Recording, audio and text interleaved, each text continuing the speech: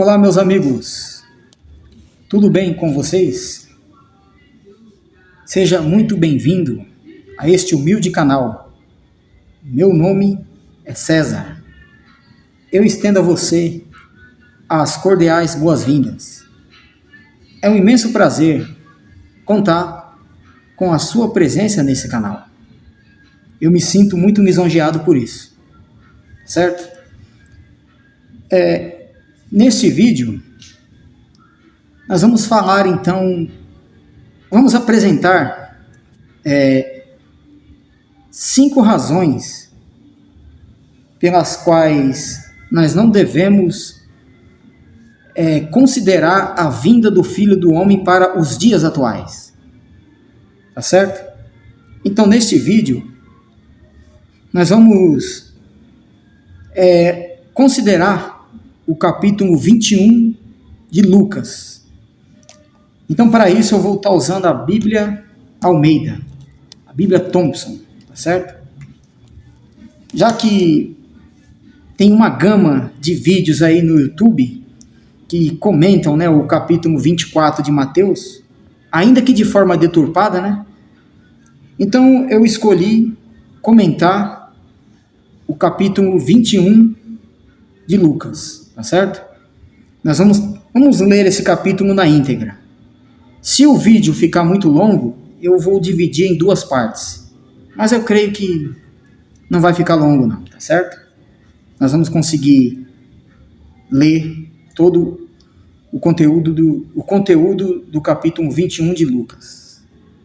Então, a você que está aí acessando este vídeo, eu peço, pegue a sua Bíblia e nos acompanhe, certo?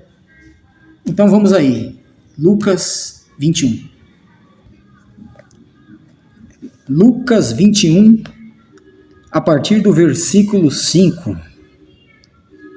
Vamos à leitura. Falavam alguns a respeito do templo, que estava ornado de formosas pedras e dádivas.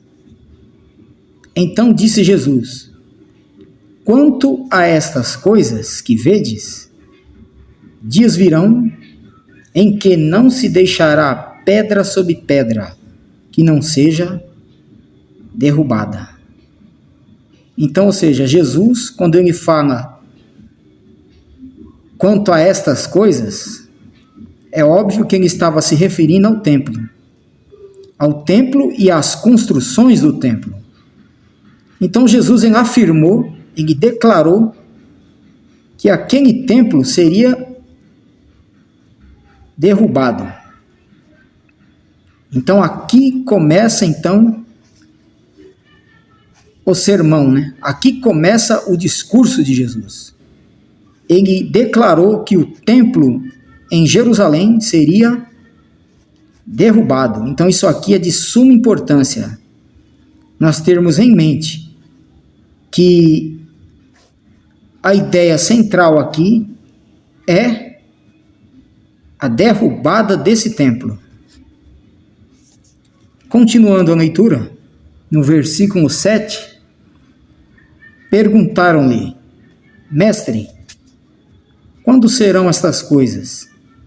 E que sinal haverá quando isto estiver para acontecer? Veja, os discípulos então, eles ficaram curiosos, né? Em saber quando seriam essas coisas. Ora, essas coisas, eles estavam se referindo ao quê? Eles estavam se referindo ao templo. Eles estavam se referindo ao em que tempo esse templo seria derrubado. Quando Jesus fez essa declaração, então eles perguntaram quando que isso ia acontecer, ou seja, quando o templo ia ser derrubado e que sinal haveria quando isto, ou seja, quando o templo estivesse para cair, quais os sinais que iriam anteceder a queda desse templo.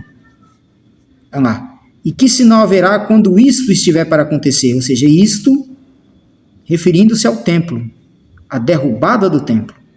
Eles queriam saber quando e quais os sinais que iriam anteceder a queda do templo, né? Então agora, a partir do versículo 8, Jesus ele vai começar a dizer quais seriam esses sinais. Porque os discípulos eles estavam curiosos em saber. Eles ficaram admirados na declaração que Jesus deu.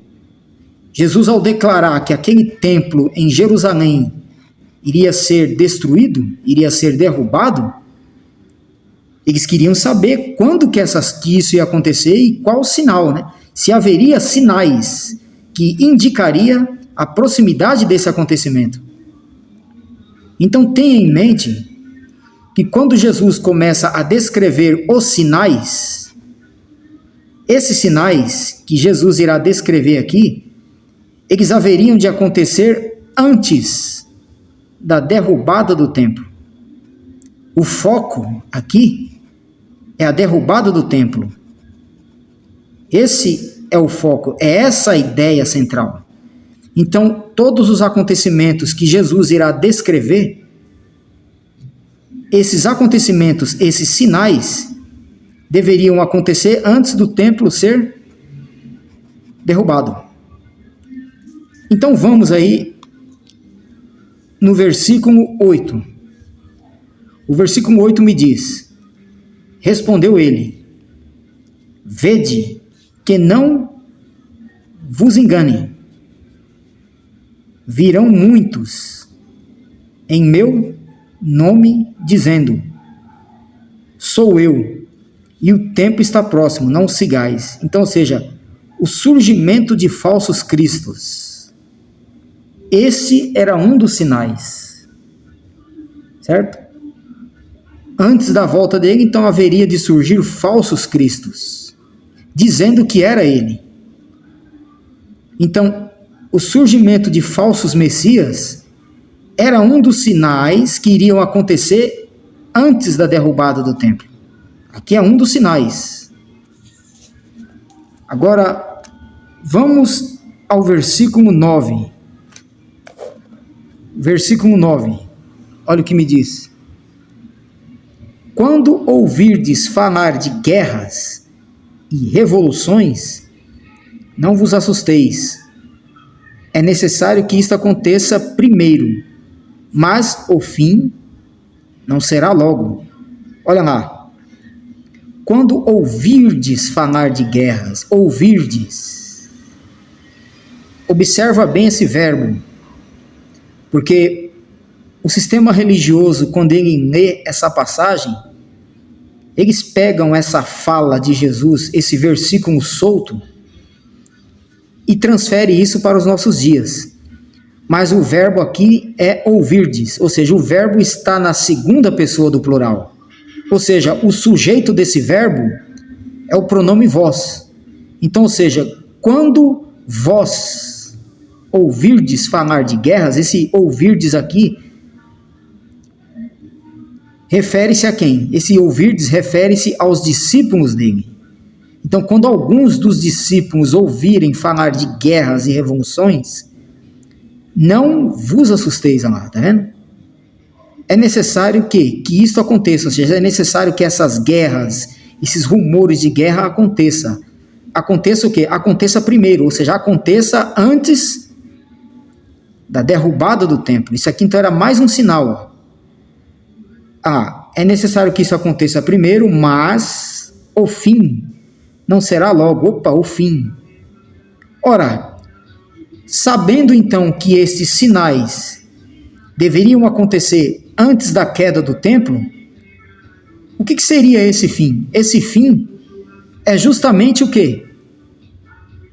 A derrubada do templo. Então, a derrubada do templo seria o apogeu da vinda do Filho do Homem. A derrubada desse templo é o ápice da vinda dele. Então, vamos continuar no versículo 10. Versículo 10. Então lhes disse: levantar-se-á nação contra nação e reino contra reino.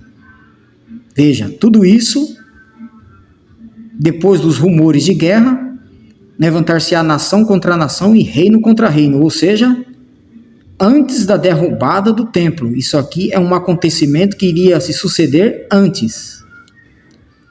Haverá grandes terremotos, fomes, pestilências em vários lugares e coisas espantosas e grandes sinais no céu. Tudo isso, lembre-se, Jesus ainda está descrevendo os sinais que deveriam acontecer antes da derrubada do templo. Mas antes de todas estas coisas, ou seja, antes, o que é todas as coisas? Antes desses sinais acontecerem, lançarão mão de vós e vos perseguirão, entregando-vos às sinagogas e às prisões e conduzindo-vos à presença de reis e governadores por causa do meu nome. Então agora aqui fica claro que todos esses sinais que Jesus descreveu estava dentro daquela geração. Por quê? Porque antes desses sinais acontecerem, veja, os discípulos iriam ser perseguidos. Eles iriam ser perseguidos, eles iriam ser entregues às sinagogas. Ora, quem tem sinagoga são os judeus. Então, essa é mais uma razão pelas quais nós não podemos futurizar a vinda do Filho do Homem. Porque a vinda dele está dentro de um evento judaico. Olha lá. Os discípulos iriam ser conduzidos às sinagogas e seriam conduzidos à presença dos reis e governadores por causa do meu nome. Ou seja, eles não falavam em nome de Jesus? Então, o contexto aqui, a narrativa aqui, refere-se a eles. Então, aqui é mais um motivo pelo qual não podemos futurizar a vinda do Filho do Homem. Tá rolando um funk bravo aqui, gente, uma música aqui, mas é capaz dessa música sair no fundo do vídeo, mas eu acho que isso não vai nos atrapalhar, né? Versículo 13. Isto vos acontecerá para testemunho. Mas proponde em vossos corações não premeditar como a vez de responder. Vamos continuar no versículo 15. Versículo 15. Porque eu vos darei boca de sabedoria, a que não poderão resistir e nem contradizer todos os que se vos opuserem, né? Até pelos pais, irmãos, parentes e amigos sereis entregues, e matarão alguns de vós. Você está vendo? Alguns dos discípulos seriam mortos. De todos sereis odiados por causa do meu nome. Eles seriam odiados por causa do nome de Jesus. Então você vê que quem iria vivenciar toda essa turbulência e toda essa perseguição eram os discípulos de Jesus dentro daquela geração. Vamos continuar a nossa leitura. Versículo 18. Mas não perecerá um único cabelo da vossa cabeça. Na vossa perseverança ganhareis as vossas almas. Olha o 20 agora. Quando virdes Jerusalém cercada de exércitos, sabereis que é chegada a sua desolação. Então os que estiverem na Judéia fujam para os montes. Os que estiverem no meio da cidade, olha lá, os que estiverem no meio da cidade, saiam. E os que estiverem nos campos, não entrem nela. Então você vê que todos os sinais que Jesus descreveu, que iriam acontecer antes da derrubada do templo, bem como a perseguição ferrenha que os discípulos iriam sofrer, e aí agora ele fala da destruição de Jerusalém. Então você vê que tudo isso está enquadrado na destruição de Jerusalém. Esse versículo aqui é o versículo-chave.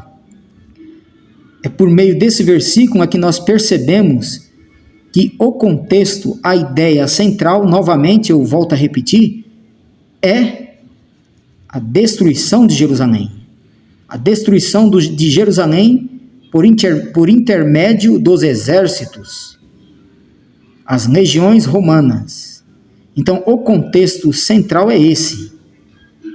E aqui Jesus orienta os seus discípulos a fugirem. Tá certo? Então, agora vamos ao versículo 22. Versículo 22, ó. Pois dias de vingança são estes, para que se cumpram todas as coisas que estão escritas. Mas ai das grávidas e das que criarem naqueles dias, né? Novamente, nos dias em que Jerusalém estivesse sofrendo o aperto pelo cerco romano, né? Haverá grande aperto na terra, mas grande aperto, novamente falo, grande o quê? O grande aperto na terra aqui é a grande aflição, a grande tribulação na terra. Que terra? Na terra de Jerusalém. O contexto aqui não está falando do cerco a Jerusalém? E ira sobre este povo, o povo judeu, que iria sofrer nas mãos das legiões romanas. Agora, olha o versículo 20. Cairão ao fio da espada, e para todas as nações serão levados cativos. Jerusalém será pisada pelos gentios até que os tempos deles se completem. Vocês perceberam que todo o contexto aqui fala de Jerusalém? Isso não tem nada a ver com os gentios, não tem nada a ver com a geração do século 21. Tudo aqui, ou seja, o epicentro do juízo de Deus é Jerusalém. Tá certo? Aí agora, o versículo 25. Versículo 25. Haverá sinais no sol, na lua e nas estrelas. Na terra, as nações ficarão angustiadas e perplexas pelo bramido do mar e das ondas. Então, ou seja, quando Lucas ele fala que haveria sinais no sol e na lua, esse versículo é o mesmo que está em Mateus 24, 29. Ou seja, quando Jesus fala que o sol iria se escurecer, que a lua não daria sua luz e as estrelas iriam cair do céu, e aqui ele fala que os corpos celestes serão abalados, ou seja, os poderes dos céus serão abalados. Lucas, ele está querendo dizer a mesma coisa que em Mateus diz. Só que o que Lucas está dizendo aqui, o Lucas ele está fazendo uma paráfrase.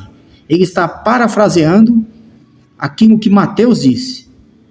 Então, quando ele fala que haveria sinais no sol e na lua, refere-se o quê? Ao escurecimento do sol e da lua e a queda das estrelas. Claro que isso aqui é uma linguagem, o quê? Era uma linguagem que apontava para o colapso que haveria de cair sobre Jerusalém. Então, Lucas aqui ele está apenas parafraseando o que está em Mateus 24, 29. Se você que está vendo esse vídeo quiser saber mais acerca desse assunto, tem vídeo aqui no canal que fala sobre o escurecimento do sol e da lua e a queda das estrelas, tá certo? Então isso aqui era o quê? Era uma linguagem figurada que apontava para o colapso que haveria de cair sobre Jerusalém. Haja visto que o contexto aqui é a destruição de Jerusalém por intermédio dos exércitos romanos. Versículo 26, ó. Homens desmaiarão de terror, na expectativa das coisas que sobrevirão ao mundo. Ao mundo aqui, obviamente, seria a terra habitada, ao mundo da época. um mundo habitado naquela época. Aí ele fala que os corpos celestes serão abalados, ou seja, os poderes dos céus seriam abalados. É isso que está lá em Mateus. Isso aqui também, né, é uma linguagem figurada que apontava para o quê? Para o caos. O caos que se instalaria em Jerusalém. Agora, olha o versículo 27. Finalmente, o versículo 27, ele fala da vinda dele. Então verão vir o Filho do Homem numa nuvem, com poder e glória. Então, ou seja, todos os acontecimentos que nós lemos até aqui, onde Jesus começa declarando que o templo seria destruído, e ali ele descreve os sinais que deveriam se suceder antes da derrubada do templo, ele diz o quê? Ele diz que surgiriam falsos cristos, haveriam terremotos, fome, peste, rumores de guerra, os discípulos iriam ser odiados, eles iriam ser perseguidos, e Jerusalém iria sofrer o cerco dos exércitos. Jerusalém seria sitiada por exércitos e o povo judeu iria cair no fio da espada. E aí finalmente ele fala da vinda dele. Ora, se todos os acontecimentos que nós lemos até aqui se refere à destruição de Jerusalém, e de acordo com a história, a destruição de Jerusalém, ela ocorreu no ano 70, então por que a vinda do Filho do Homem, ela haveria de acontecer 2000 anos depois? Ora, se o contexto é a destruição de Jerusalém, essa vinda, ela estava o quê? Enquadrada dentro desse contexto. Ela não pode estar fora do contexto de Jerusalém. Ela não pode estar fora do contexto da destruição de Jerusalém. Porque se lermos isso aqui e considerarmos que essa vinda ela ocorrerá no século 21, nós estaremos aqui diante de uma incoerência. Certo? Se Jesus está falando de algo, dos acontecimentos que iriam se suceder dentro daquele século, obviamente, a vinda dele era algo que iria ocorrer naquele século. Iria ocorrer dentro daquela geração. Agora, veja lá o versículo 28. Olha só que interessante o versículo 28. Versículo 28. Veja aí. Quando estas coisas começarem a acontecer, olhai para cima e levantai as vossas cabeças, porque a vossa redenção está próxima. Veja, Jesus ele está falando com quem aqui, gente? Quando ele fala, quando estas coisas começarem a acontecer, estas coisas, eu posso dizer que dentre estas coisas, a vinda do Filho do Homem, ela está englobada? Quando ele fala estas coisas, sim, a vinda do Filho do Homem, ela faz parte destas coisas. A vinda do Filho do Homem está enquadrado nisso aqui. Certo? Então, quando estas coisas começarem a acontecer, o que seriam estas coisas?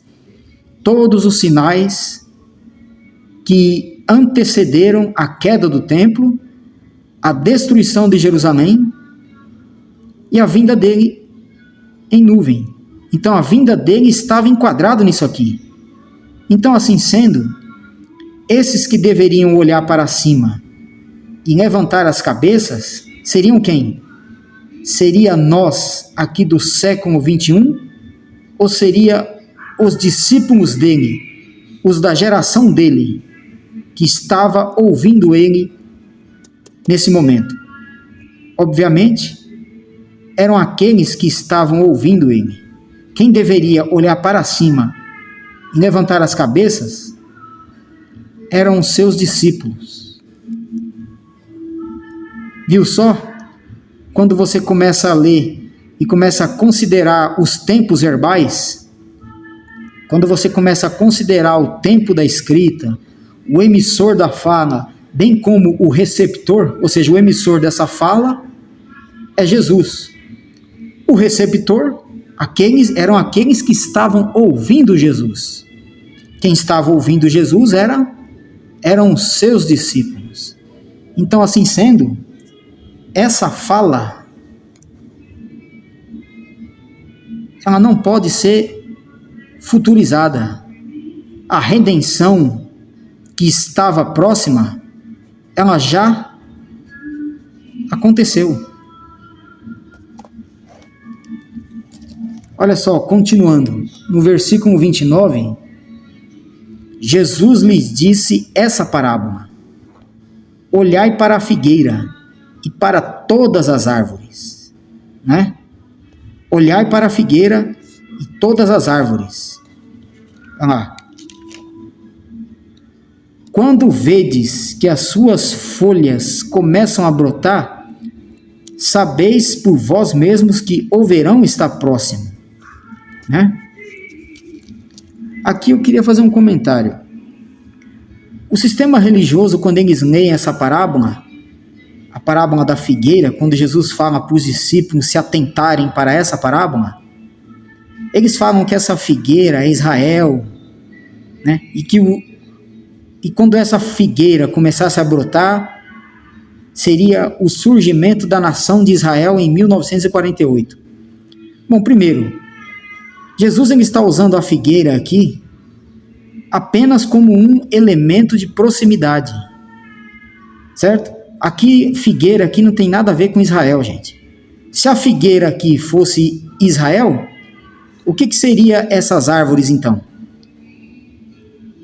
Por exemplo, se eu ler esse mesmo versículo e ao invés de eu usar a palavra figueira, eu vou substituir a palavra figueira pela palavra céu.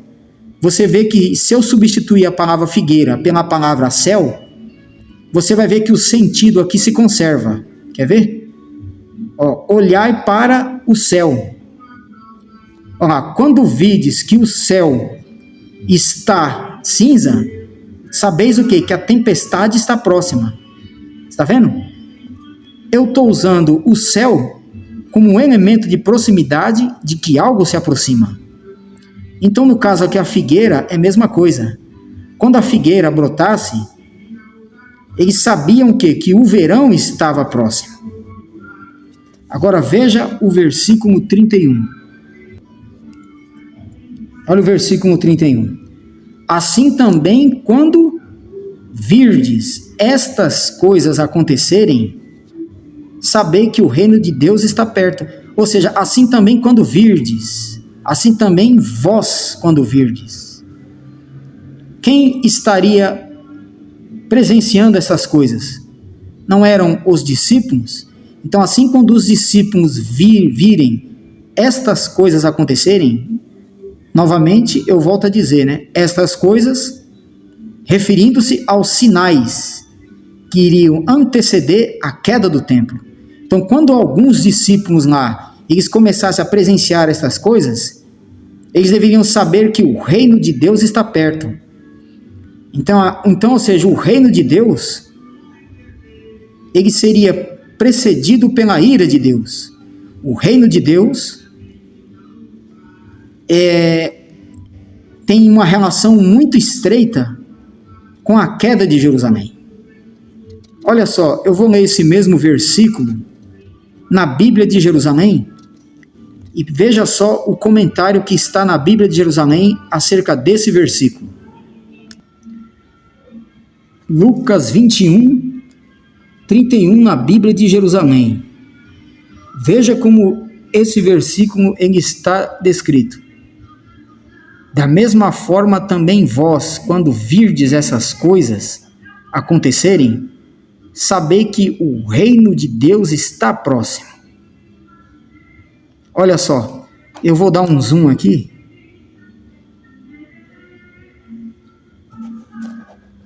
Preste atenção nessa letra F. Espera aí um pouquinho. Preste atenção na letra F aqui, ó, que está sobrescrita a palavra Deus, né? O comentário dela está logo aqui, ó. Olha lá, ele diz que o reino de Deus estaria próximo, né? Olha só o comentário dessa passagem, que interessante.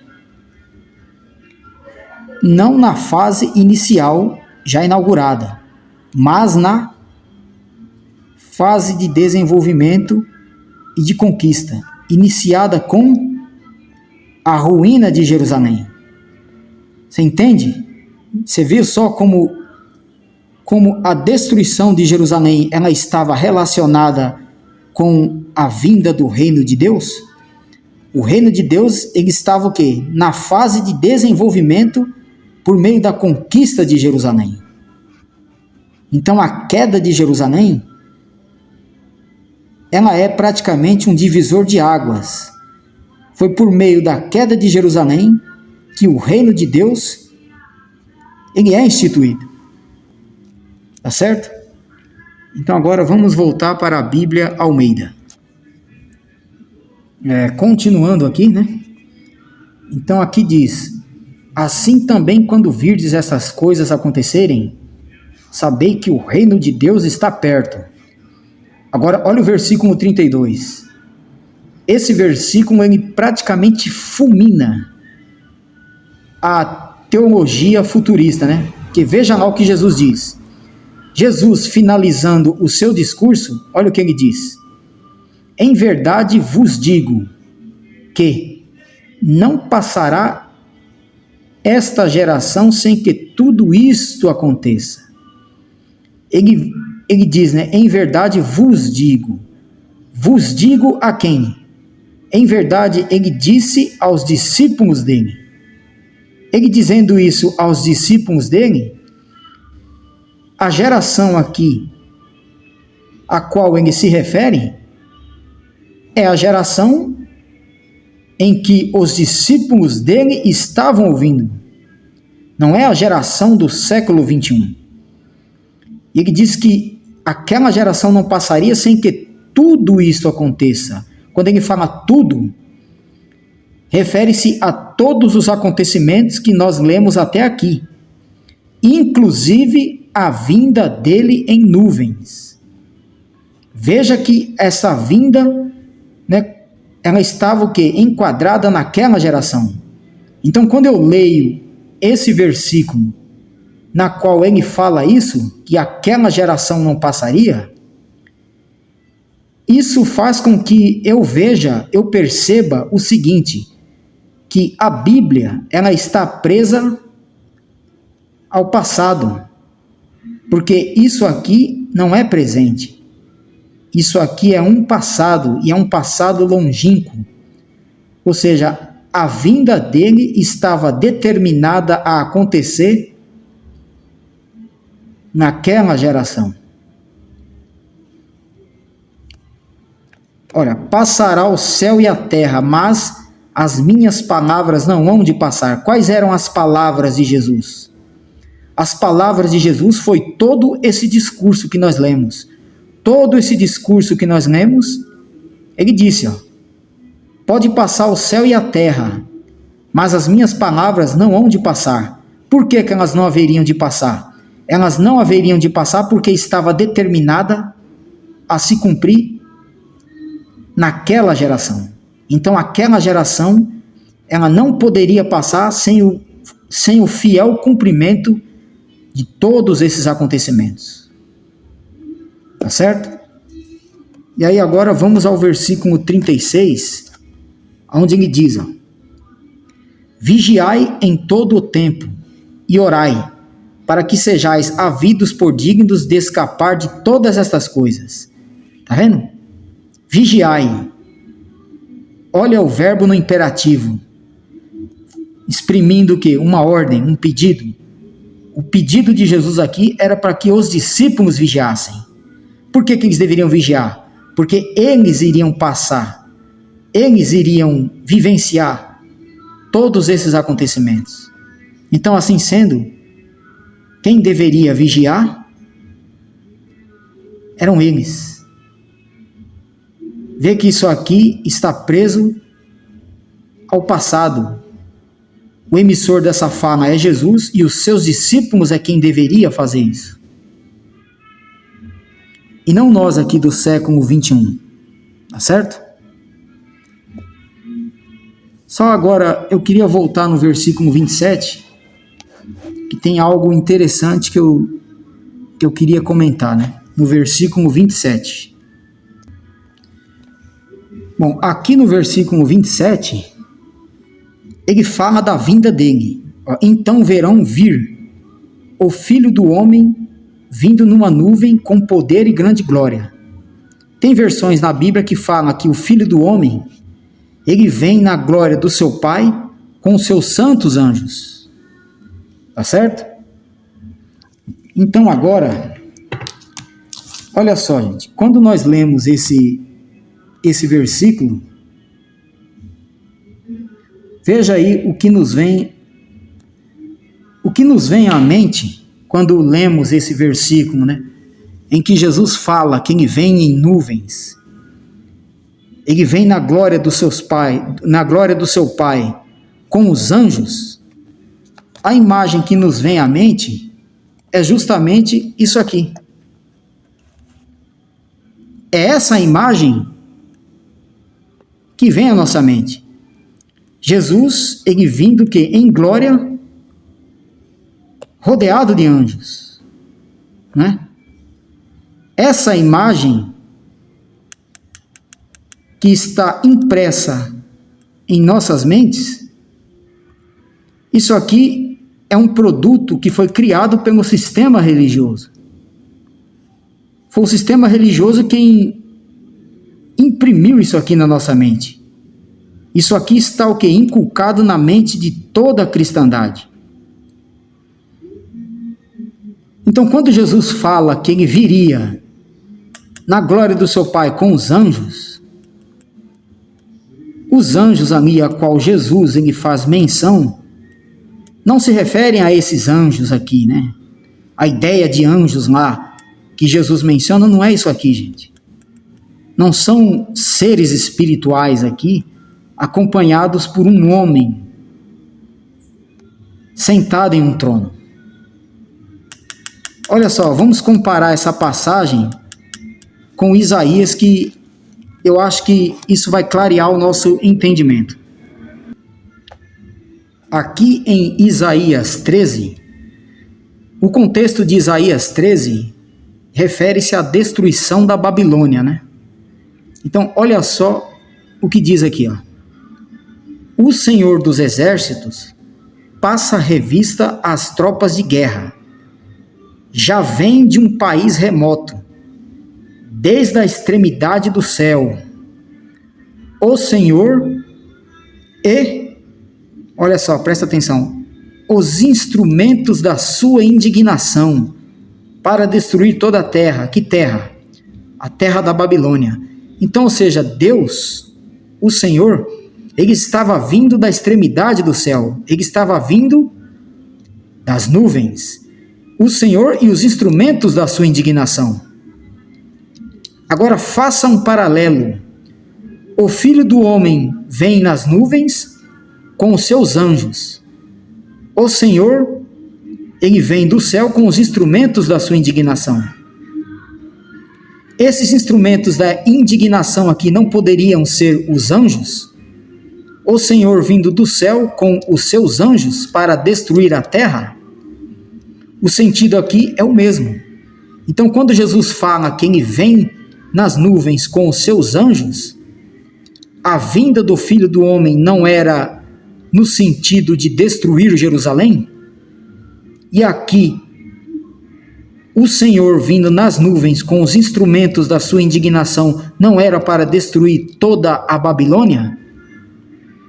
Ou seja, o sentido é o mesmo. Os instrumentos da indignação aqui, pode-se dizer que são o quê? Os anjos.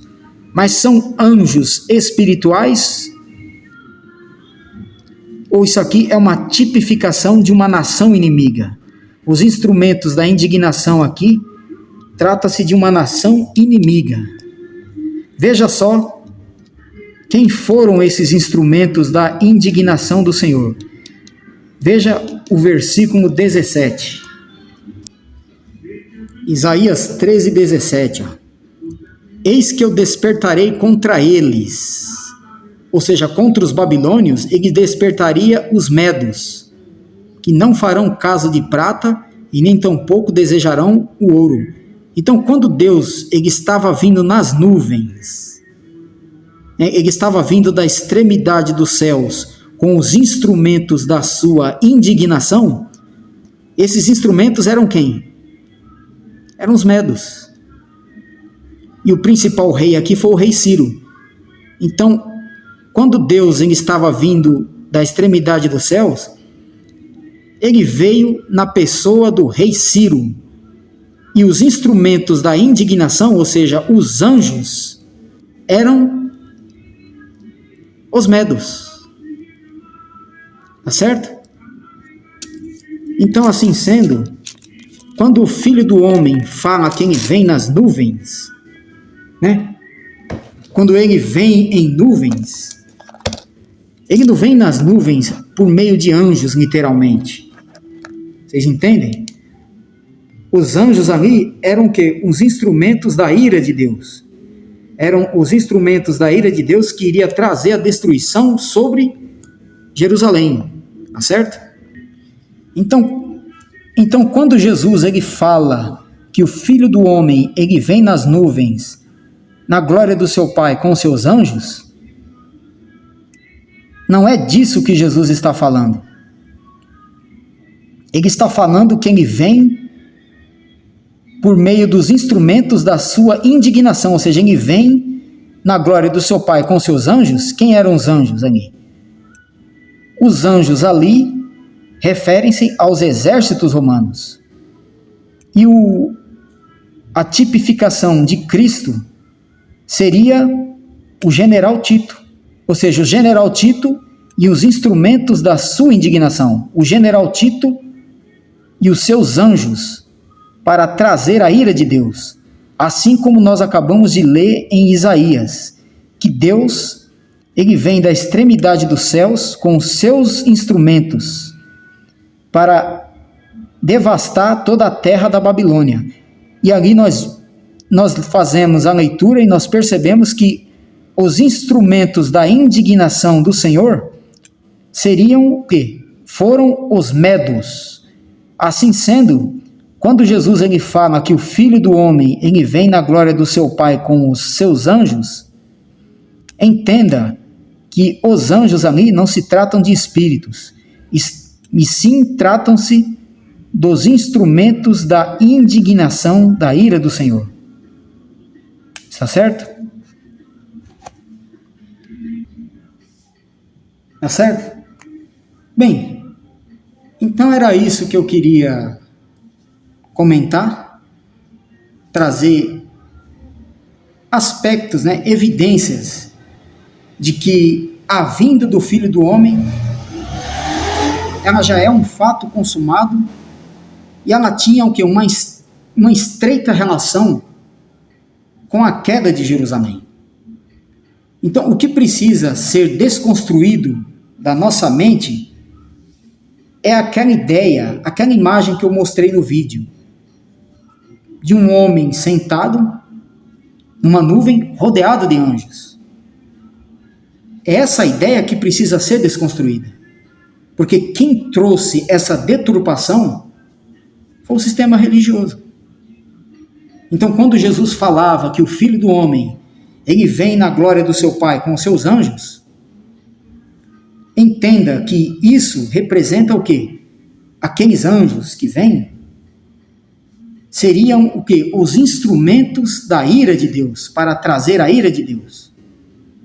Então, assim sendo, assim como Deus, ele veio da extremidade dos céus, ele e os instrumentos para executar a ira sobre a Babilônia, e nós vimos que aqueles instrumentos foi a nação dos medos, e o rei ali foi o rei Ciro, assim também se deu com a vinda do Filho do Homem. A vinda do Filho do Homem foi para destruir Jerusalém. tira essa ideia da sua mente de que a vinda dele vai ser para buscar a sua igreja.